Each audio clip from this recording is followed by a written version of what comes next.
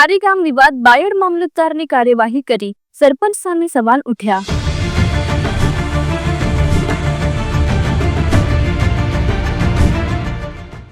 બાલાસિનોર તાલુકાના સરપંચ દ્વારા ગેરકાયદેસર રીતે વૃક્ષો કાપ્યાનો આરોપ, મામલતદારની તપાસ બાદ દંડ ફટકારાયો। અરવલ્લી જિલ્લાના સાઠંબા તાલુકાના ખારીગામમાં એક અનોખો વિવાદ સામે આવ્યો છે, જ્યાં બાલાસિનોર તાલુકાના આલેલા ગામના સરપંચ જગતસિંહ પ્રભાતસિંહ ઠાકોર પર અન્ય ગામની સીમામાં ઘૂસીને ઝાડ કાપ્યાનો ગંભીર આરોપ છે। બાયડ મામલતદાર કચેરીએ આ અંગે ઝડપી કાર્યવાહી કરીને દોષિત પક્ષને દંડ ફટકાર્યો છે, જે પ્રશાસન માટે એક સરાહનીય પગલું કહી શકાય।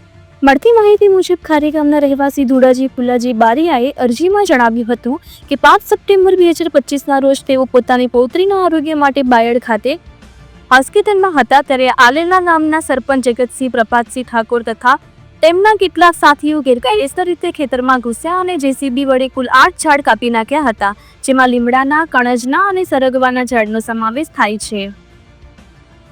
અરજી મળ્યા બાદ બાયડ મામલતદાર કચેરીએ સ્થળ તપાસ કરી અને વૃક્ષછેદન અધિનિયમ કલમ 3(1) મુજબ કાર્યવાહી હાથ ધરી।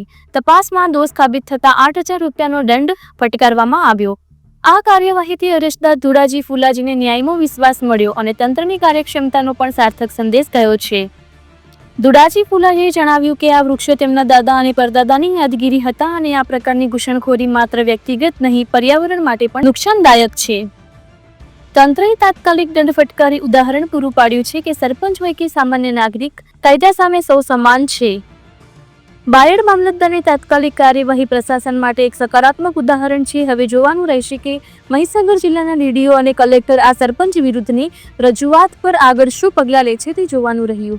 રિપોર્ટર જગદીશ પ્રજાપતિ સાથે દીપેન્દ્રસિંહ ઝાલા, બાયડ। આખી ઘટના શું બનેલી?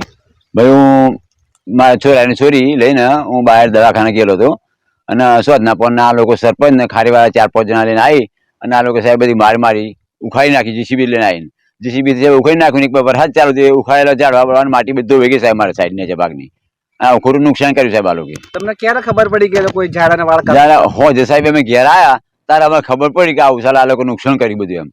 પછી મેં શું કરું સાહેબ, મેં પછી હલવાયું સાહેબ ક્યારે હું બધું। એના પછી તમે શું પગલા લીધા? મેં પગલા લીધા ભાઈ, પોલીસ સ્ટેશન સાહેબ ગયો હું, પોલીસ સ્ટેશન સાહેબ ને રજૂઆત કરી પોલીસ સ્ટેશન કે સાહેબ મારા ઓપરેશન બન્યું છે, ગોળી ગયું। પોલીસ આવ્યા, પોલીસ વાળા આવી તપાસ કરી અને જોયું તો બરાબર હતું। પછી એમણે મને હકીકત જાણ કરી કે તમે સાહેબ આ મામલતદાર લાગતું છે, તમે મામલતદાર સાહેબને રજૂઆત કરો। મામલતદાર સાહેબ તરફથી તમને કેવો રિસ્પોન્સ મળ્યો? મામલતદાર સાહેબ પછી મને એવું કહ્યું કે પછી તો હું તલાટી સાહેબ લઈ આવ્યો સાહેબ। તલાટી સાહેબ આવ્યા, તલાટી સાહેબ જોયું, લખી જાય બધું સાહેબ આ બરાબર નુકસાન થયું છે। તલાટી સાહેબે પછી મામલતદાર માર્યું, મેં લખીને બે એમને રિપોર્ટ આપ્યો। પછી બહારથી ટીમ આવી મામલતદારને કહેવા થકી અને ટીમ આવીને જોયું કે આ નુકસાન બરાબર થયેલું છે અને આ લોકો સાહેબ તલાટી સાહેબ પછી મામલતદારે એમને યોગ્ય પગલાં લીધા અને 50,000નું મારું નુકસાન હતું સાહેબ। તો સાહેબ 8,000 રૂપિયા કાયદેસર દંડ એમને મારે જે આવતું હોય એ પ્રમાણે સાહેબ હું કરું છું કે એમ કરીને મામલતદાર સાહેબે 8,000 જેવો દંડ ફટકાર્યો સાહેબ એ લોકોને। તમને હવે તમારી માંગણી શું છે? મારી માંગણી શું છે સાહેબ કે આ લોકો ખોટું કેમ કર્યું? હારે આવું સરપંચ થઈને ગામનો આગેવાન થઈને આવું ખરાબ કૃત્ય કરે સાહેબ, એ માન્ય ના ગણાય અને સરપંચ લાયક ના ગણાય માણસ આવો। એટલે સરપંચને કાયદેસર પગલાં લેવા જોઈએ અને સરપંચ ગેરલાયક ઠરવો જોઈએ સાહેબ। તમારું નામ? મારું નામ ધુરસિંહ ફૂલસિંહ ખારી, તાલુકો? તાલુકો બાયડ, સાઠંબા।